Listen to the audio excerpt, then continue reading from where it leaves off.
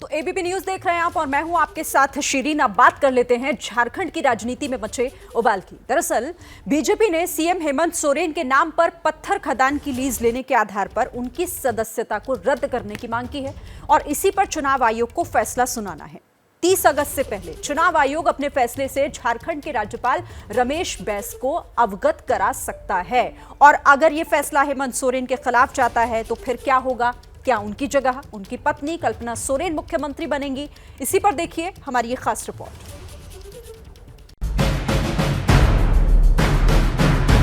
क्या हेमंत सोरेन 30 अगस्त के बाद भी मुख्यमंत्री बने रहेंगे?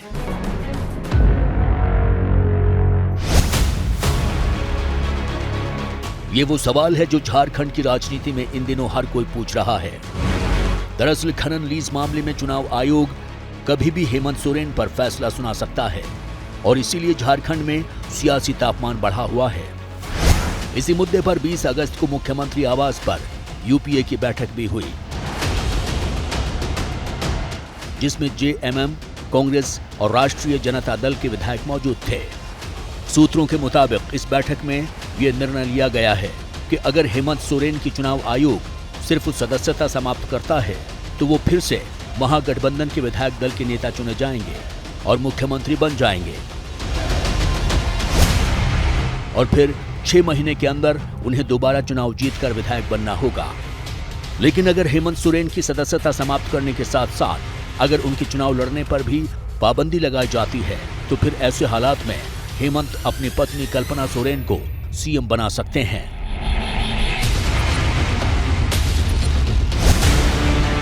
बीजेपी के गोड्डा से सांसद निशिकांत दुबे ने अपने ट्विटर अकाउंट से कल्पना के सीएम बनने को लेकर जो ट्वीट किया है उसने भी झारखंड की राजनीति में हलचल मचा दी है। हालांकि निशिकांत दुबे ने नाम नहीं लिया है, लेकिन ये जता दिया है कि झारखंड की अगली मुख्यमंत्री कल्पना सोरेन बनेंगी। निशिकांत ने ट्वीट किया है कि झारखंड में भाभी जी के ताजपोशी की तैयारी, परिवारवादी पार्टी का बेहतरीन नुस्खा गरीब के लिए। जाहिर है निशिकांत दुबे की बात अगर सही साबित होती है तो कल्पना सोरेन की ताजपोशी होगी और अगर ऐसा होता है तो कल्पना सोरेन झारखंड की पहली महिला मुख्यमंत्री होंगी। निशिकांत जी का ट्वीट देखा है हमने और जो उन्होंने संभावना व्यक्त किया है उससे इनकार नहीं किया जा सकता है, परंतु अगर ऐसा होता भी है तो इसमें आश्चर्य क्या है? पहले तो मुझे लगता है कि कायदे से हेमंत सोरेन की सदस्यता समाप्त करने का आदेश चुनाव आयोग का नहीं होना चाहिए। मान लीजिए दे भी देता है चुनाव आयोग आदेश तो जेएमएम और कांग्रेस के विधायक मिलकर मेजॉरिटी में हैं, वे चला सकते हैं जेएमएम को तो चलाएंगे, नहीं तो फिर हेमंत सोरेन जी अपनी श्रीमती जी पर भी दाव लगाएं तो मुझे कोई आश्चर्य नहीं है इसमें।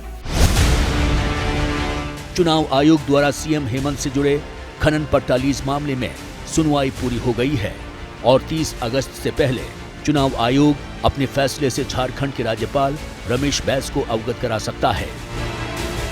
इसी आधार पर राज्यपाल कार्रवाई करेंगे।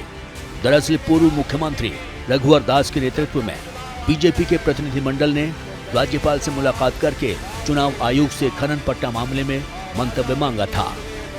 बीजेपी ने आरोप लगाया था कि सोरेन झारखंड के सीएम होने के साथ खनन और वन मंत्री भी हैं।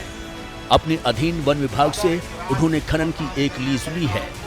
बीजेपी ने जन प्रतिनिधित्व कानून 1951 की धारा 9A का हवाला देते हुए कहा कि सरकारी ठेके लेने के कारण उन्हें विधानसभा की सदस्यता से अयोग्य कर देना चाहिए। अब अगर हेमंत सोरेन के खिलाफ फैसला आता है तो महागठबंधन की क्या रणनीति होगी, इसी को लेकर झारखंड में अटकलों का बाजार गर्म है। सवाल यह है कि हेमंत सोरेन के पास क्या आगे कोई कानूनी रास्ता भी बचा है? जब चुनाव आयोग मुख्यमंत्री हेमंत सोरेन जी को अयोग्य ठहराएगा तो इनके यहाँ सुप्रीम कोर्ट जाने का विकल्प तो खुला हुआ है, इसलिए कानूनी दांवपेच भी इसमें सामने आ सकता है और ये नहीं रहेंगे तो बहुमत है विधानसभा में कांग्रेस और जेएमएम को मिलाकर, ये दोनों मिलकर कोई दूसरा नेता चुनेंगे। हेमंत सोरेन फिलहाल राजनीति के दोराहे पर खड़े हैं, जिसमें एक तरफ पार्टी है तो दूसरी तरफ सरकार है। सूत्रों के मुताबिक अगर हेमंत सोरेन के चुनाव लड़ने पर रोक लगती है तो ऐसे में वो अपनी पत्नी कल्पना सोरेन को ही सीएम बनाएंगे। कल्पना सोरेन झारखंड के सबसे बड़े राजनीतिक परिवार की बहू हैं और इसीलिए राजनीति के दांवपेच जानती हैं। परिवार में राजनीतिक माहौल होने की वजह से उनकी दिलचस्पी राजनीतिक घटनाओं में भी रहती है। झारखंड के वरिष्ठ पत्रकार भुजंग भूषण का कहना है कि 25 साल पहले 1997 में जो बिहार में हुआ था वो झारखंड में भी दोहराया जा सकता है।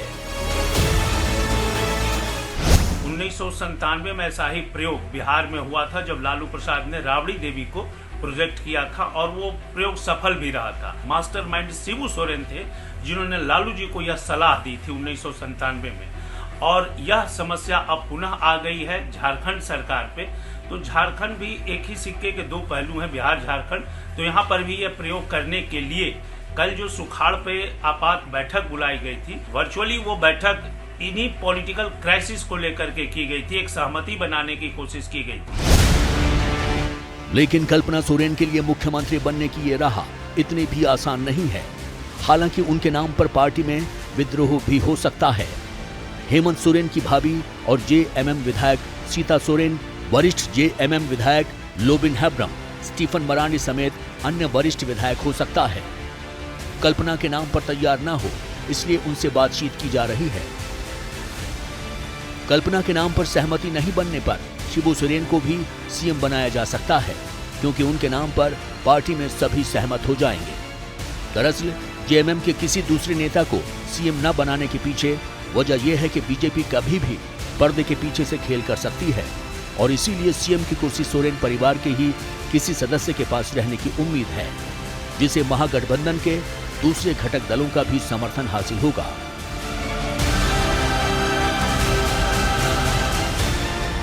तो देखिए, खनन लीज घोटाले मामले में फंसे हैं हेमंत सोरेन और इसीलिए अब सवाल ये उठ रहा है कि झारखंड में आगे क्या होने जा रहा है, क्योंकि सोरेन परिवार इस वक्त मुश्किल में है और कुर्सी बचाने की कवायद कैसे हो रही है, क्योंकि बीजेपी ये कह रही है कि तैयारी हो रही है भाभी जी की ताजपोशी की। इसी पर हम चर्चा करेंगे। मेहमानों का रुख करें उससे पहले शशांक से एक अपडेट ले लेते हैं। हमारे साथ इस पर बातचीत करने के लिए जुड़े हुए हैं शशांक। कुर्सी संकट में, लेकिन बचाने की कवायद किस तरह से हो रही है?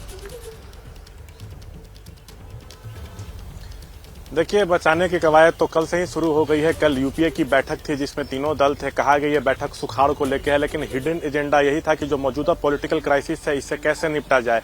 आने वाले हफ्ते में किसी भी दिन चुनाव आयोग अपना फैसला गवर्नर को बता सकता है। गवर्नर चुनाव आयोग का जो फैसला होगा उसी आधार पर कार्रवाई करेंगे। अगर जो हमारे पास सोर्सेज बता रहे हैं कि अगर हेमंत की सिर्फ सदस्यता जाती है तो वो फिर से महागठबंधन के विधायक दल के नेता चुने जाएंगे और मुख्यमंत्री बनेंगे। 6 महीने के अंदर उनको जीत कर आना होगा अगर सीएम बने रहना होगा तो। दूसरा, अगर उनको चुनाव लड़ने पर भी प्रतिबंध उनके लगा दिया जाता है तो ऐसी परिस्थिति में वो अपनी वाइफ कल्पना सोरेन को बना सकते हैं। लेकिन अगर उनको बनाते हैं तो पार्टी के जो सीनियर लोग हैं वो कितना इस पर सहमत होंगे ये देखने वाली बात होगी। अगर सहमति नहीं बनती है तो फिर शिबू सोरेन पहले भी 3 बार सीएम रह चुके हैं, उनको बनाया जाएगा। उनके नाम पर सब सहमत हो जाएंगे। लेकिन जो और सहयोगी दल है जैसे आरजेडी हो या सीपीआई एमएल हो, ये लोग किसी के भी नाम पर तैयार है। जेएमएम जिनका नाम फाइनल करेगी ये लोग तैयार है। तो अब देखना है कि कौन कौन इनका जो है समर्थन करता है। वही एक चीज ये देखने वाली बात है, कल जो बैठक हुई थी महागठबंधन के 50 विधायक है, तो कल के बैठक में 10 लोग नहीं थे। सरकार बनाने के लिए 41 चाहिए तो 1 कम थे। जेएमएम के 3 लोग नहीं थे, सरफराज नहीं थे, समीर मोहंती नहीं थे, चमरा लिंडा नहीं थे, कांग्रेस के साथ नहीं थे, जिसमें 3 इरफान अंसारी, राजेश कश्यप और उनके साथ नमन विकसल जो है अभी भी कोलकाता में, उनको जमानत मिली लेकिन 3 महीने तक कोलकाता से बाहर नहीं आ सकते। वहीं ममता देवी हो, चाहे पूर्णिमा नीरज सिंह हो, चाहे भूषण बाड़ा हो, ये सब जो है कल की, चाहे नेहा शिल्पी, ये कांग्रेस के 7 विधायक कल नहीं आए थे। तो कल जो विधायक नहीं आए थे, ये महागठबंधन की टेंशन जरूर इससे बढ़ गई है। वही मामला क्या और क्यों संकट हो सकता है इससे भी थोड़ा समझे। बीजेपी के प्रतिनिधिमंडल ने राज्यपाल से मिला था, कहा था कि हेमंत सोरेन वन मंत्री भी वही है, खनन मंत्री भी वही है, खुद को उन्होंने पत्थर खनन लीज आवंटित किया है। सो ये ऑफिस ऑफ प्रॉफिट का बीजेपी ने हवाला दिया था, कहा था कि ये जन प्रतिनिधित्व अधिनियम का उल्लंघन है, सो उनके खिलाफ कार्रवाई होनी चाहिए। तो राज्यपाल ने जो है चुनाव आयोग से इस पर मंतव्य मांगा था। चुनाव आयोग में दोनों पक्ष की तरफ से बहस हुई, बहस सब पूरी हो गई। अब फैसला किसी भी दिन आना है। बीजेपी ने कहा था कि हेमंत जी ने इसमें भ्रष्ट आचरण अपनाया है, तो ये हो सकता है कि सदस्यता भी समाप्त की जाए और उनके चुनाव लड़ने पर भी बैन किया जाए। लेकिन अगर चुनाव आयोग के उस फैसले पर जिसका इंतजार इस वक्त झारखंड में हो रहा है कि उसके बाद जो भी फैसला होता है आगे की राजनीति किस दिशा में आगे बढ़ेगी। अब अपने मेहमानों का रुख कर लेते हैं। मेरे साथ दोनों मेहमान हमारे बने हुए, अमित मंडल भी और विनोद पांडे भी। विनोद पांडे जी, आपसे शुरुआत कर लेती हूँ। क्योंकि ऐसा लग रहा है अगर निशिकांत दुबे के उस ट्वीट पर यकीन किया जाए और वाकई अगर इसी तरह की कोशिशें आपके यहाँ हो रही हैं, मतलब कुर्सी पर संकट आए लेकिन परिवार से ना जाए।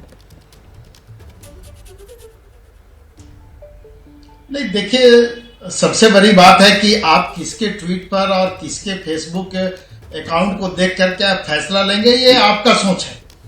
लेकिन जहां तक पार्टी की बात है और जहां तक ये चुनाव आयोग का मामला है, तो हम लोग थोड़ा जल्दीबाजी में इन सब बातों की चर्चा कर रहे हैं। हम लोगों को चुनाव आयोग के फैसले का इंतजार करना चाहिए। और अभी एक बड़े भाई पटना से जुड़े हुए हैं, उन्होंने बहुत सी बातें अभी हम लोगों के सामने रखी है। तो हमको लगता है कि ये जो लोग भी हम लोग चर्चा में जुड़े हुए हैं, कहीं ना कहीं जल्दीबाजी में हम लोग दिख रहे हैं। सबसे बड़ी बात है कि अभी जो चुनाव आयोग में सुनवाई चल रही थी वो समाप्त हुई है। उसके समाप्त होने के बाद चुनाव आयोग को फैसला लेना है, तो हम लोग को उस फैसले का इंतजार करना चाहिए। उसके बाद पार्टी क्या निर्णय लेगी, पार्टी के अंदर में इसकी चर्चा होगी और पार्टी जो भी निर्णय लेगी उस निर्णय के साथ सारे लोग रहेंगे। उन्होंने एक सवाल और उठाया कि कई एक विधायक इस बैठक में शामिल नहीं हुए हैं। तो मैं आपको बता दूं कि झारखंड मुक्ति मोर्चा के जो भी विधायक थे, मैं खुद उनके साथ लगातार संपर्क में था और सबों ने जो बातें बताई किस कारण से वो वहां शामिल नहीं हो पा रहे। कुछ विधायक कल शाम तक वहां पर आए भी थे और वो माननीय मुख्यमंत्री से भी मिले हैं। लेकिन इस तरह के जो कयास लगाए जा रहे हैं, हम समझते हैं कि ये बेसलेस है और इसका कोई आधार नहीं है ना। ओके, आधार नहीं है उन कयासों को, आप लगा दीजिए उस पर विराम, बता दीजिए कि क्या हो रहा है। मंथन तो आप लोग कर रहे होंगे, ऐसा तो नहीं है कि सब सिर्फ हाथ पर हाथ धर के बैठे जो अभी कुछ नहीं सलीम जी, स्पष्ट बात है कि कल की बैठक की भी हम लोगों ने चर्चा की है। कल की बैठक में जो मुद्दे सामने थे वो भी सामने हैं।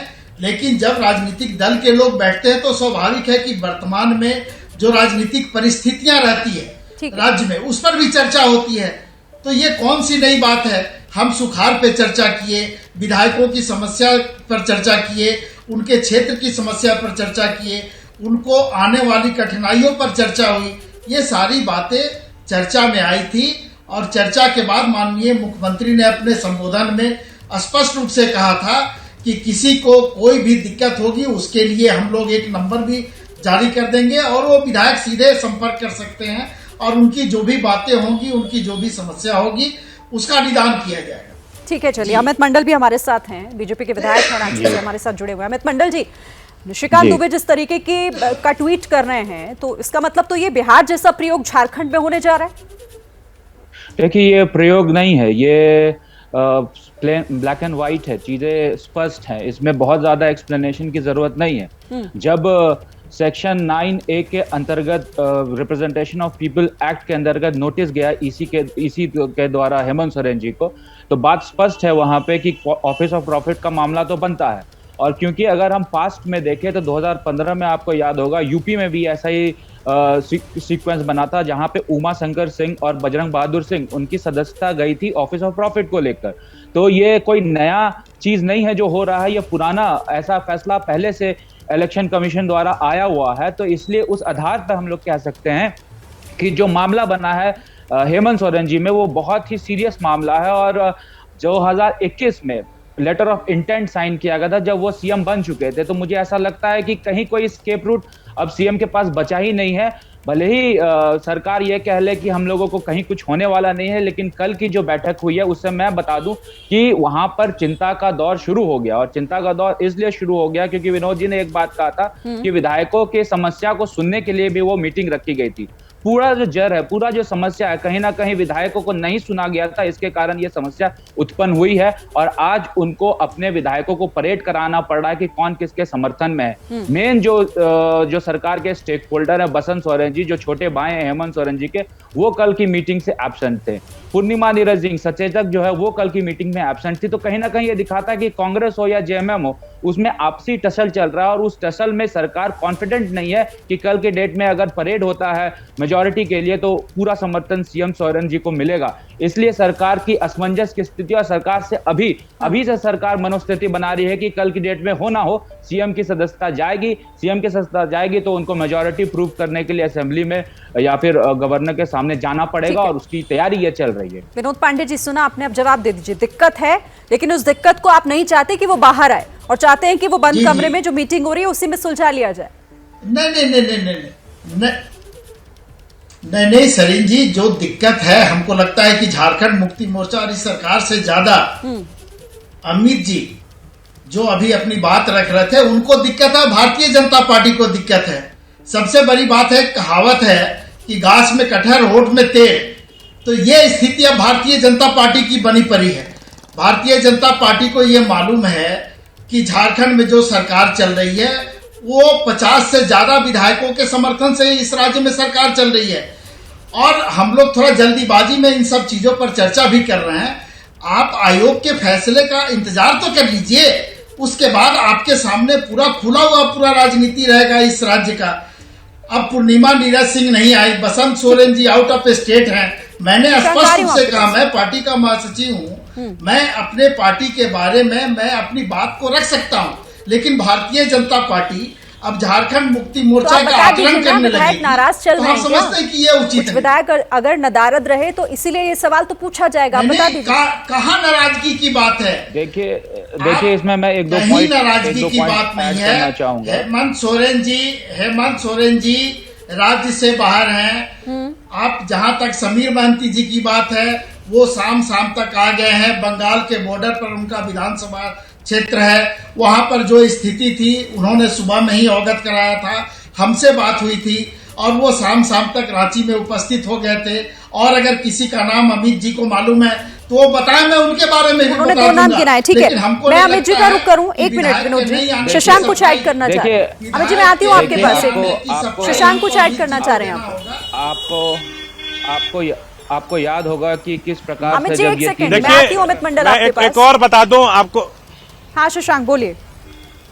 देखिए जरूरी नहीं कि हेमंत सोरेन कोई जरूरी नहीं कि हेमंत सोरेन की सदस्यता चली ही जाए, हो सकता है उनके पक्ष में भी फैसला है, उसके लिए चुनाव आयोग के निर्णय का इंतजार करना होगा। लेकिन बीजेपी खेमे से जो हमारे सोर्सेज बता रहे हैं, बड़ी खबर कि बीजेपी यहां पे वेट एंड वॉच की रणनीति में है। बीजेपी कोई भी इन हैंड टैक्टिक्स अभी नहीं अपनाएगी। बीजेपी अभी सिर्फ शांत से तमाशा देखेगी। अगर सदस्यता जाती है उसके बाद हेमंत अगर फिर से विधायक दल के नेता चुने जाते हैं तो उस समय बीजेपी कोर्ट का रुख कर सकती है, ये मैं आपको बता दूं। लेकिन जब तक फैसला क्लियर नहीं हो जाएगा बीजेपी अपने तरफ से कोई कदम नहीं उठाने जा रही है, क्योंकि जो कैश कांड सामने आया था उसमें महागठबंधन के तरफ से साफ तौर पे बीजेपी पे आरोप लगाया गया था। कुछ साबित नहीं कर पाए थे, लेकिन आरोप लगाया गया था कि ये लोग आसाम सीएम से मिले थे, इससे मिले थे। इसलिए बीजेपी अभी इस पूरे मामले पे शांत रहेगी और वेट एंड वॉच की रणनीति अपनाएगी। अगर हाँ सदस्यता जाने के बाद सीएम फिर से विधायक दल के नेता चुने जाते हैं तब बीजेपी कोर्ट का रुख कर सकती है, हमारे सोर्स बीजेपी कैंप से बता रहे हैं। ठीक है, अमित मंडल इस पर क्लैरिफाई आगे हमें करेंगे। तो हेमंत सोरेन के ऊपर इस वक्त जो संकट के बादल हैं वो छटेंगे या फिर नहीं, ये चुनाव आयोग के फैसले के बाद तय होगा। लेकिन उससे पहले कई तरह के कयास झारखंड में लगाए जा रहे हैं और इसी पर हम चर्चा भी कर रहे हैं। अमित मंडल आपका रुख कर लेती हूँ। जिस तरह से शशांक बता रहे थे, उनके सोर्सेस ये बता रहे हैं कि आप लोग इस वक्त वेट एंड वॉच की स्थिति में है। क्या रणनीति है बीजेपी की? देखिए विनोद जी ने एक बात कही थी कि कहीं कोई नाराजगी नहीं है विधायकों में। मैं उस पर आके फिर आपकी बात को कवर करता हूं। आपको याद होगा कि जब कैश कांड हुआ था और 3 विधायक बंगाल में पकड़े गए थे तो यही जेएमएम थी और यही कांग्रेस थी तो पूरा ब्लेम भारतीय जनता पार्टी पे लगा रही थी। लेकिन आज का अगर आप स्टेटमेंट देखेंगे इरफान जी का, उन्होंने साफ शब्दों में कहा है कि ये पूरी साजिश रची गई थी टीएमसी और जेएमएम के द्वारा और उनको स्केपगोट, बली का बकरा बनाया गया था पॉलिटिक्स का। तो ये साफ स्पष्ट हो जा रहा है कि कहीं ना कहीं अपने पॉलिटिकल मैं आज भी आरोप लगा रहा हूं नहीं, आप अपने विधायक की बात सुन ले। इरफान अंसारी आप ही के महागठबंधन के विधायक हैं, उन्होंने साफ कहा है कि इसमें टीएमसी और जेएमएम दोनों का बहुत सारी चीजें स्पष्ट हो जाएंगी। नहीं वो बहुत जल्द सारी चीजें स्पष्ट हो जाएंगी, आप चिंता मत कीजिए। मैं अपनी बात नहीं कर रहा हूं, मैं इरफान अंसारी जी की ही बात कर रहा हूं जो आज उन्होंने प्रेस स्टेटमेंट दिया था। तो इससे कहीं ना कहीं ये जाहिर होता है कि विधायकों में नाराजगी है। आपको याद होगा कि लोबिन हेम्ब्रम जो कि साहेबगंज के विधायक हैं, संथाल परगना से आते हैं, कई बार उन्होंने सरकार के ऊपर ये हमला बोला है कि कहीं ना कहीं सरकार में विधायकों की नहीं सुनी जाती और जो सीएम के करीबी हैं, जो अभी ईडी की गिरफ्त में है, वो सुपर सीएम का काम वहां पे कर रहे हैं। तो इसलिए नाराजगी तो वहां स्वाभाविक, और इसी नाराजगी को पाटने के लिए कल की बैठक बुलाई गई थी। जैसा आपका कहना है कि ये इसमें बीजेपी का क्या रुख होगा, बीजेपी संविधान को मानती है और बीजेपी संवैधानिक दायरे में काम करना पसंद करती है। अगर आर्टिकल 192 में ये संविधान ने ये निहित पावर दिया है गवर्नर को कि अमित, एक मिनट, ऑफिस ऑफ प्रॉफिट में, ये बता दीजिए, जो शशांक कह रहे थे कि अगर फेवर में आता है फैसला तो आप लोग कोर्ट जा रहे हैं क्या आगे?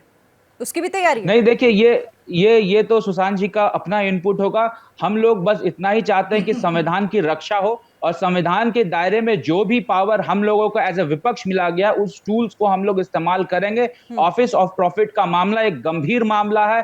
सीएम रहते आपने लेटर ऑफ इंटेंट किया था अनगढ़ा में, आपने 99 एकड़ ब्लॉक्स को आवंटन कराया था। ये गंभीर विषय है और ये भ्रष्टाचार को जो हम लोगों ने उजागर किया है, भ्रष्टाचार को जो झारखंड में उजागर किया, इसका सीधा एग्जाम्पल आप ईडी की कार्रवाई में देख सकते हैं कि जहां पे भी ईडी हाथ मार रही है, करोड़ों करोड़। आप दोनों खास मेहमान हमारे साथ जुड़े, साथ ही शशांक भी हमारे साथ जुड़े। बहुत बहुत धन्यवाद आप सभी का हमारे साथ जुड़ने के लिए और इस बातचीत के लिए। क्या मजबूरी है मेरी, बताइए। मैं अभी आपको बताती हूँ कि मैंने ओए होए होए होए नमकीन के चटकारे लेते हुए टकटकी मार के डिबेट शो को पॉज रिपीट कर करके देख रहे हैं जोगिंदर जी। इनकी तरह आप भी देखें अपनी फेवरेट डिबेट्स को रिपीट कर और डाउनलोड कीजिए एबीपी लाइव ऐप अपने स्मार्ट टीवी पर।